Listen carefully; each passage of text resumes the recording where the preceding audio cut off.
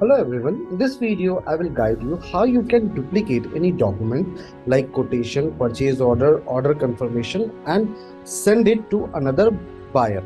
So sales quotation and order confirmation, how you can copy it and send it to buyer. So first of all, let us click on browse modules, go to our sales and purchase module. In the very top you will see option of sales and purchase and quotation. So I will go in my quotation option. Now this is the very first quotation which I want to copy. Click on this, quotation will get opened up. On your right hand side, you will see an option of copy details and create new. Click on this, it will ask you for the buyer name. I will select another buyer to whom I want to send, and please check all the details are coming in the quotation along with the buyer details. This is how you can go ahead and make changes in the quotation or any document like OC.